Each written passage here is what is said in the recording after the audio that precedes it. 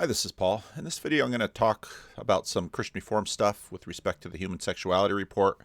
And I want to talk about authority, accountability, and institutions that no longer have authority.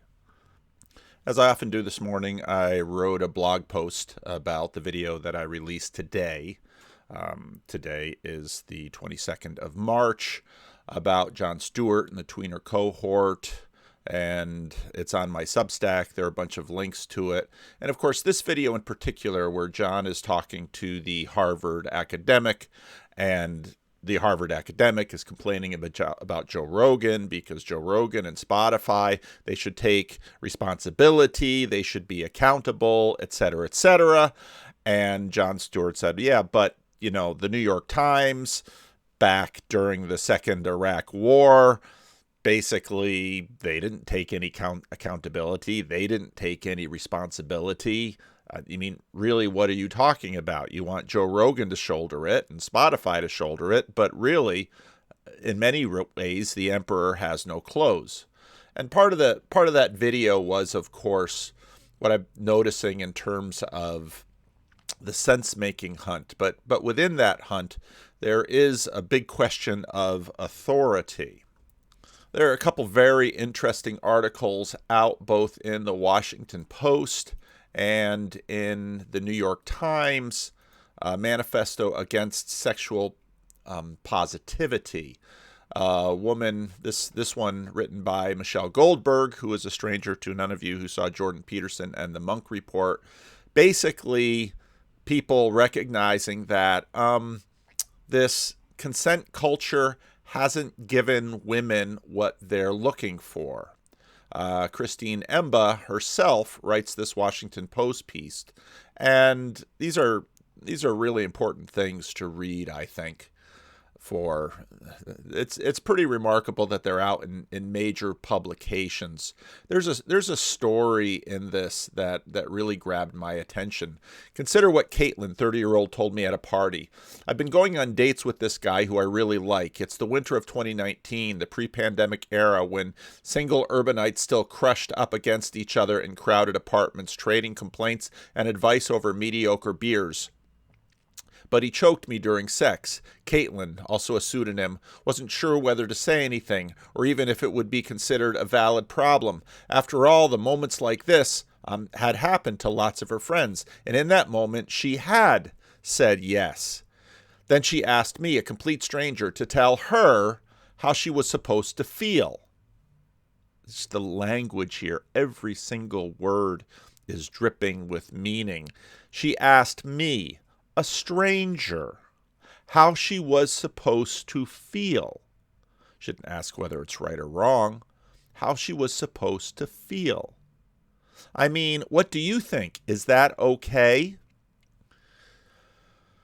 The only thing possibly sadder than the story itself is that this woman has no authority in her life to help her know what to feel, what to think, what is true, what is not true. Wisdom. Esther O'Reilly drew my attention to someone on Twitter named Nate Collins, who drew attention to an article written by Tim Keller in the PCA magazine By Faith with respect to their fight over human sexuality. Now, their fight over human sexuality is, as you would expect, the relationship between the PCA and the CRC a little bit to the right. Tim Keller talks about some overtures that failed, and they had to be passed by 2/3 majority of the sessions. Those are sort of comparable to our classes in the CRC. And it's all about the question of side B Christianity. Well, what's side B Christianity? He tries to summarize it here. People attracted to the same sex, though celibate in obedience to the Bible, still call themselves gay Christians and see their attraction as part of their identity, which should be acknowledged like one's race and nationality. That's the fight that's going on in the PCA. Now, it might be that some of you don't know anything about the PCA. I really recommend this channel, Ready to Harvest. The dude has a lot of information about the myriad of Christian denominations out there, especially Protestant ones. And if you want sort of a short to the point survey, he can give it to you. Presbyterian Church in America is a confessional Presbyterian denomination, primarily present in the United States. It is the largest U.S. Presbyterian denomination that enforces adherence to the confessions, and the second largest Presbyterian denomination. Now, when he says it forces adherence to the confessions, it means you can be disciplined and even excommunicated from that church, unlike most churches out there where you really can hardly get kicked out for anything. And in fact, when I was on the, Breaking the Rules podcast yesterday, I had a very interesting start of a conversation with someone who in fact had been excommunicated from the PCA. Overall in the U.S., behind the Presbyterian Church USA, which is a mostly theologically liberal mainline denomination. The PCA holds to all of the doctrines that are affirmed by evangelical churches, using the term evangelical in the way it is understood in the United States. They believe in one God in three persons, that is, the Trinity. They affirm the deity of Christ, his virgin birth, literal bodily death, and resurrection. They affirm a literal heaven and hell and future judgment day. The PCA affirms the Westminster Confession of Faith. Their website says, "We are connected to the teachings of the Okay, I'm going to jump ahead because he does a nice job of putting out chapters, and we're going to get to, they've had various questions over the years, and we're going to get over to the relevant section with respect to this question. Sexuality and other LGBT-related questions, the Westminster Larger Catechism lists sodomy as a sin forbidden in the Seventh Commandment. In May of 2020, the PCA's Ad Interim Committee on Human Sexuality prepared a report for the 48th General Assembly, which was intended to take place in 2020 but was postponed due to COVID-19. The General Assembly has not yet met to respond to the report as of the publication. And so you can see in many ways parallel to the Christian Reformed Church of this video. The report is 62 pages, but a few notable statements should clarify the position it represents. We affirm that marriage is to be between one man and one woman. Sexual intimacy is a gift from God to be cherished and is reserved for the marriage relationship between one man and one woman. The experience of same-sex attraction is not morally neutral. The attraction is an expression of original or indwelling sin that must be repented of and put to death. We do not support the formation of exclusive, contractual marriage-like friendships, nor do we support same-sex romantic behavior or the assumption that certain sensibilities and interests are necessarily aspects of a gay identity. We do not consider same-sex attraction a gift in itself, nor do we think this sin struggle or any sin struggle should be celebrated in the church. So, just a real quick, and then he goes on to divorce and remarriage, just a real quick survey of what's going on there. Now, let's find him. No. Nate Collins then talks about Tim Keller's piece, and I'll put all the links to this below. I don't know of a single side B gay Christian who has ever used the phrase side B Christianity. Now, again, what the PCA is fighting over is this question of identity. Will, in some ways, this identity have in their denomination status? Now, this is sort of an agent arena relationships. Things have status within a denomination, basically depending on if they actually activate things within that denomination. Let's say you're someone who loves Rottweilers. The PCA probably doesn't care whether you consider yourself a Rottweiler fancier as your identity or not. It doesn't matter. But there's a whole bunch of other identities, and of course identity is this huge issue in many of our conversations today. So this individual bit just makes the point, nobody talks side B Christianity, even though side A, this parlance has been around enough. Basically, side A would be someone who says they're looking for a church that affirms same-sex marriage, affirms the legitimacy, just basically affirms same-sex sexuality. Side B would be someone who would be attracted to the same sex, but out of deference to the Bible and their religious convictions would remain celibate. Okay, that's just side A, side B. This makes me wonder if the use of the phrase side B Christianity by straight Christian leaders, okay, now see, we're playing identity, is a form of othering of those of us who use LGBT terminology to cast us as different, but more importantly, wrong Christians. As a gay man who believes in Jesus and is living by faith according to biblical sexual ethic that prohibits all forms of sexual intimacy between members of the same sex. So in other words, he is practicing what side B would be talking about. Now, for many in the PCA, I would imagine this discussion is difficult because already, Jordan Peterson says churches don't ask enough of their people. Well, the PCA is asking of its members, those of whom are same-sex attracted, that they remain celibate. You can decide for yourself whether or not that's a big ask. As a gay man who believes in Jesus and is living by faith according to a biblical sexual ethic that prohibits all forms of sexual intimacy that's between members of the same sex, I reject the idea that my Christianity is fundamentally different from that of my straight siblings. It's worth noting that neither this article by Keller nor the PCA report actually engages with anything written by someone, standpoint epistemology, who would claim to represent side B. Okay, claim to represent. You'd have questions of authority there. Side B is a fairly broad tent, but this lack of engagement is intellectually dishonest and lazy. In other words, there should be someone who has authority in this side B community or realm who would be able to speak on this with authority. Keller's article also neglects to address the incipient homophobia and legalism that animates a significant portion of the PCA. Okay. And again, one of the things, of course, because of all the conversation I've been doing, one of the things I pay a lot of attention to is animates the PCA. Okay. Well, what is that? Well, we looked at it's a denomination, but we're acting as if it's certainly a renic, but we're also making demands of its agency. While not receiving the necessary 2/3 majority to amend the Book of Church Order, Overtures 23 and 37, did pass by a clear majority of the denominational leadership, which I don't know what that means, depending on how this person is measuring leadership. But again, this is the way we talk. We can't talk in really any other way without getting more specific.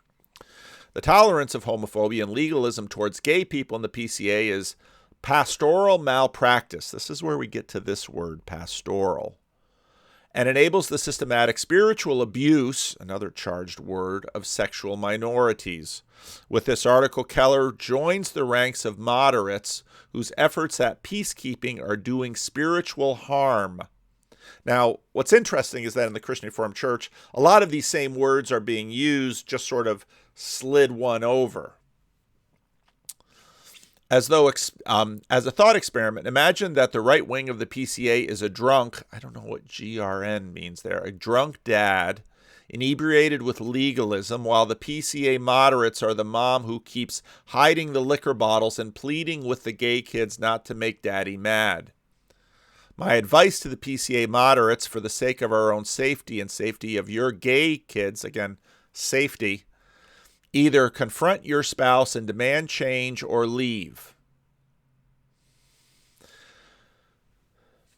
One of the things that has been common has been demand of accountability to institutions. Now, when you have an institution that is a formal institution, like the New York Times or the PCA, there are some who can speak with a degree of authority for that institution. Now, then we have these implicit principalities such as side B people or LGBTQ community. Now, in most cases, these are implicit communities. There might be organizations, but the question is, do they have authority? And what would it mean, for example, for the New York Times to repent of its carrying the news of weapons of mass destruction during the Second Iraq War as fact? What would repenting from look like when, of course, the Iraq War cost the lives of, I don't know how many, over 100,000 Iraqis and a few thousand Americans? So how does this stuff work? Because there is the assumption that once accountability is taken, authority is restored. But is that true? And in fact, what is the nature of this authority, especially for institutions that, I don't know who Nate Collins is, but I think it's a fair question to ask. What could restore the authority of the PCA? What amount of accountability or confession, and what would responsibility look like? Now, this gets into the question of pastoral. This is Jeffrey Wyma. He's one of the authors of the Human Sexuality Report in the Christian Reformed Church, and there is a video out of him giving a presentation about the Human Sexuality Report. I have on my blog, and I'll put the link to it, whole lists of resources. You've got some previous videos done by Jeff Wyma. You've got some videos done by James Brownson, who was a professor at Western Theological Seminary in Holland, Michigan, for the Reformed Church of America, who wrote a book that has been read quite widely in the Reformed Church of America and the CRC on this issue. He's on the affirming side, so you have videos from Jeff Wyma and videos from Brownson. And really, the videos sort of nicely go together because they sort of cover many of the same topics. And this list was actually put together by someone else, but I copied and pasted it from CRC Voices. So there's a lot of links that someone can go through. One of the complaints about the Human Sexuality Report in the CRC was that it was not pastoral, even though, if you listen to Jeff Wyma, the committee tried very hard to be pastoral. And one of the things that is true of the report, which is sort of an innovation in synodical study committees, is that it is full of a lot of anecdotes. Now, of course, once you open the anecdotal drawer, there will always be contestations as to which anecdotes made it and which were left out, and the speaker of those anecdotes and the speaker of what it's left out. Now, I should, in anticipation of Synod, probably do some more videos on this subject just for my own denomination. There are some pastors that I've spoken with privately, some of whom have basically told me, and it's been my experience as well, haven't found the Human Sexuality Report terribly useful in the way that I think the report tried to be useful and was intended to be useful, in terms of giving illustrative stories about the morality of this and not that, this and not that. And what I mean by useful doesn't mean that positions weren't sort of staked out. And in many ways, the Human Sexuality Report very much attempts to hold the line in the Christian Reformed Church. All one body, sort of the advocacy committee on the other side. I think one of the huge issues that they face is they can't point to a line beyond a fairly theoretical consenting adults intending at a degree of commitment and permanency of the relationships that they are seeking to have the denomination bless. So there's a lot going on here, but what on earth do we mean by pastoral? And it gets into this question of authority, accountability, and restitution.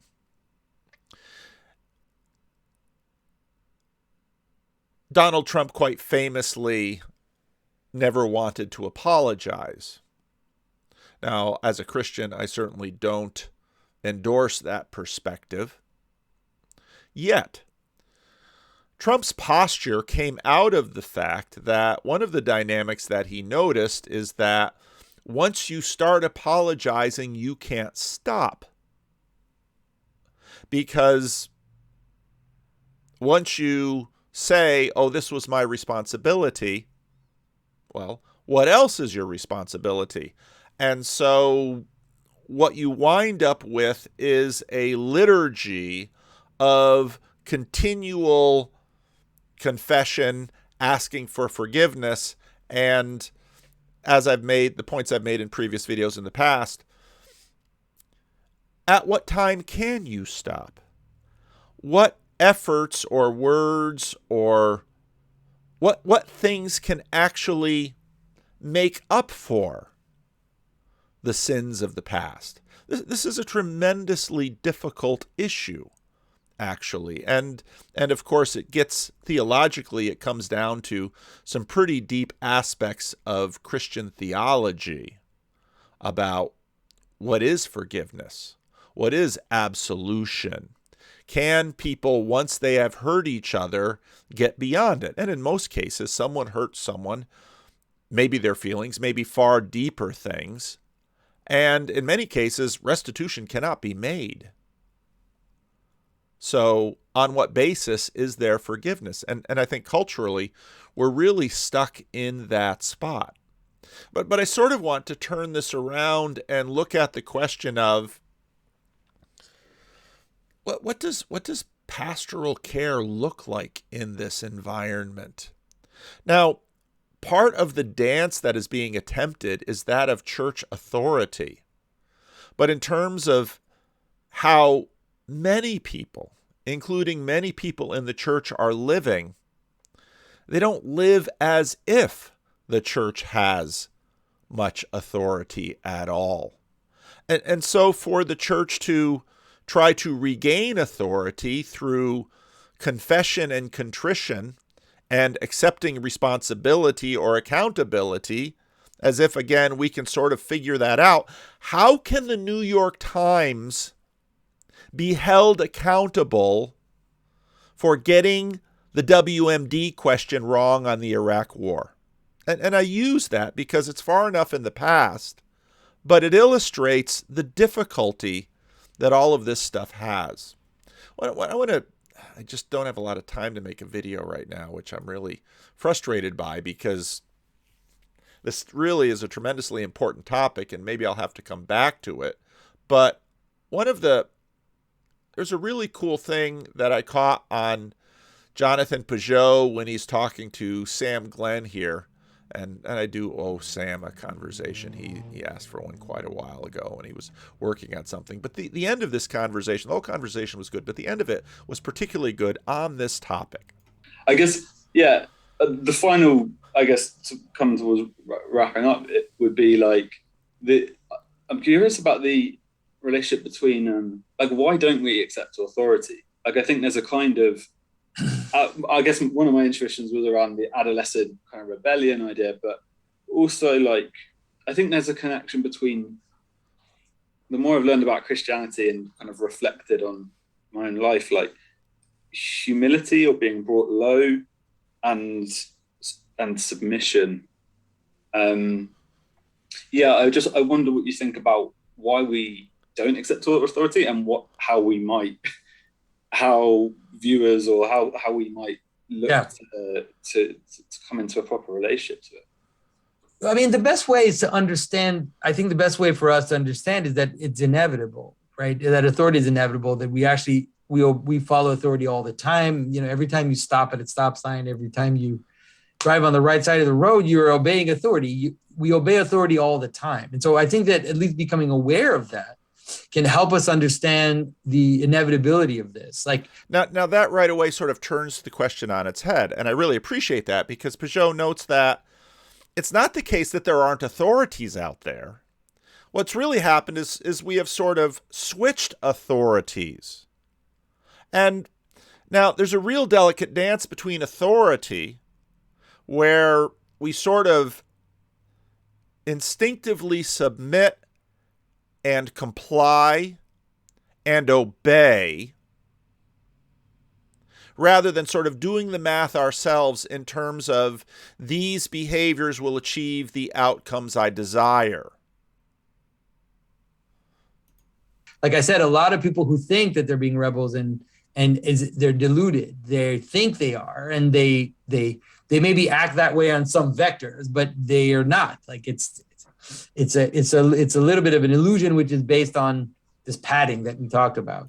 Now, I think that's true in terms of, those articles about the sexual revolution too, that, well, liberation was supposed to give me something. It's supposed to give me pleasure, supposed to give me freedom, supposed to give me a sense of agency in my life, and this was done beneath an authority. Now the authority was tremendously implicit, but there certainly were figures of authority, and so, let him choke me because this is going to provide for me what I want out of the relationship. They took authority. So I think that that's probably a good idea, is to just realize that it's inevitable, and then also understand the negotiation part, or understand that authority isn't always just top down. It's just very rarely so, especially in normal authority relationships. Because I need to follow your command for it to be authority, right?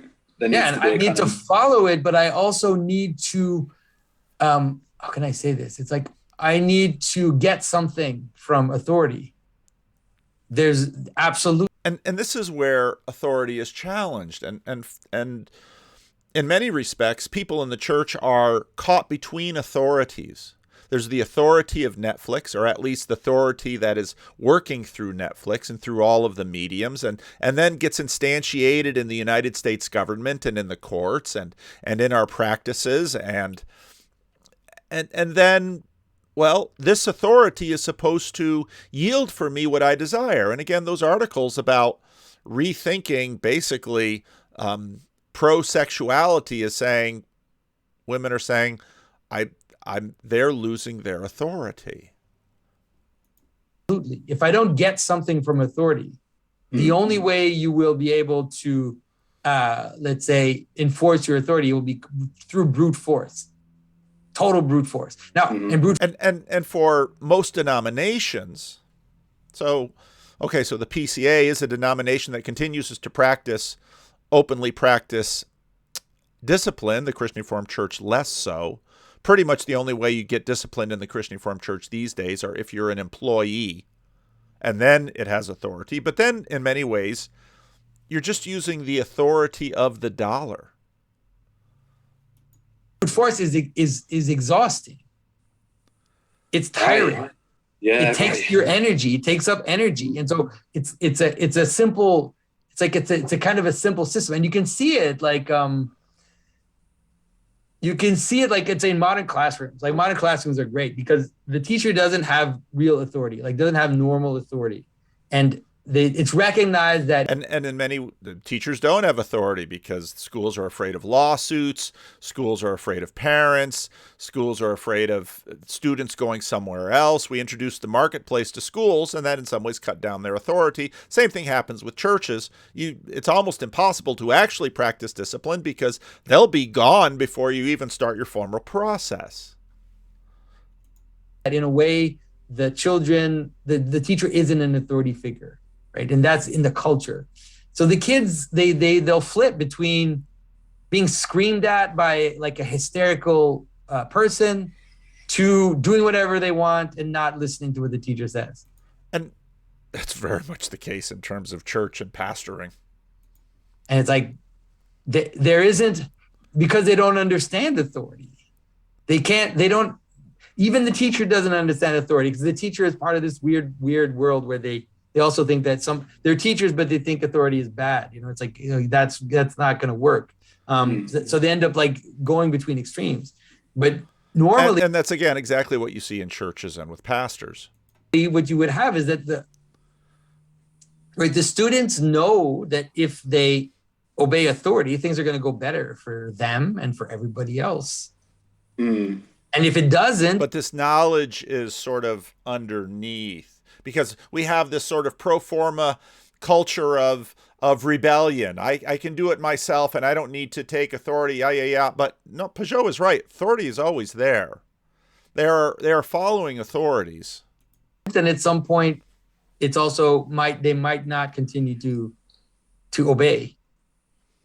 Like it's gonna break down. People will go somewhere else. Yeah, it's interesting thinking about my experience at school, because I agree. I think there were on one extreme teachers who abdicated authority entirely, but also just tyrants who were, I don't know, tyrants, but like teachers who would go around and say, like, you know, tuck your shirt in, do your tie up, like, you know, keep that. You know, dress codes. I mean, schools right now, dress codes. Can you enforce a dress code at school in a California public school? Probably not. But yet the school is responsible if, because of something happening, the school is responsible if something happens to the child, may be initiated because of what would be a violation of the dress code. And again, this is exactly what's happening in churches. We've got to hold these churches responsible, but they don't have the authority. Well, what do you mean they don't have the authority? They can't actually govern what's going on within them. And, well, why don't they? Well, then you have this dynamic if you're flipping between tyranny and abdication, back and forth. Aesthetic proper. And, you know, that teacher was obviously perceived as a bit of a bad, like, just annoyance or tyrant in our school, you know, always kind of known for that.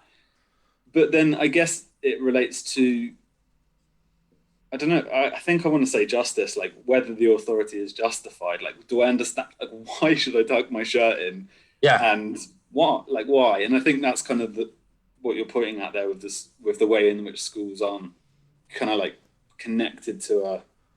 So think of your best teachers. Like, think of your best teachers. Usually most people, like, maybe I'm wrong, but most people, if you ask them who their best teachers were, they usually identify something like a teacher who was very strict, but very involved. Like a teacher that was quite strict. The way that they ran their classroom was actually quite demanding in terms of what they asked of the students, but were completely dedicated and would give you the time, would take the time to help you understand. If you were wanting to understand, they would write comments in your papers. They would, you know, like they would care. And so it's like, you're strict, but you care. So that's a really amazing thing, you know? And so it's like, we tend to not be able to realize that exists. We tend to think if someone's strict, it's because they're tyrants and they don't care.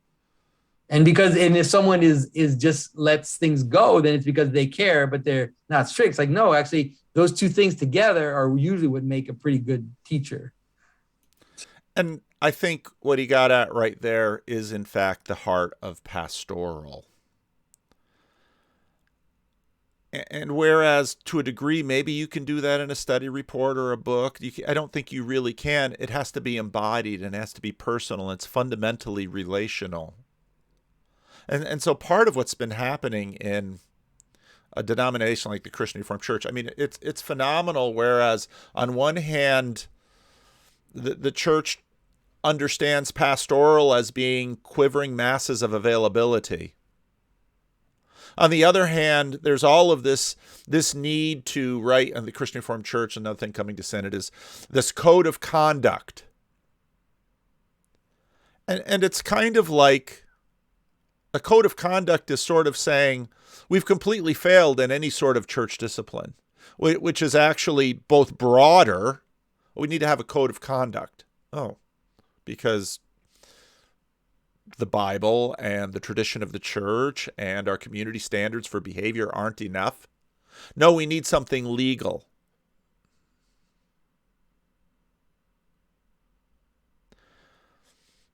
Pastoral is always personal. And figuring out how to do that and how to do that well is difficult and costly, especially over the span of an organization that involves hundreds of thousands of people and 1,000 churches. I'm out of time, but I wanted to at least get some of this down. Maybe I'll do more on it tomorrow because there's a lot more stuff I want to bring in. So leave a comment. Let me know what you think.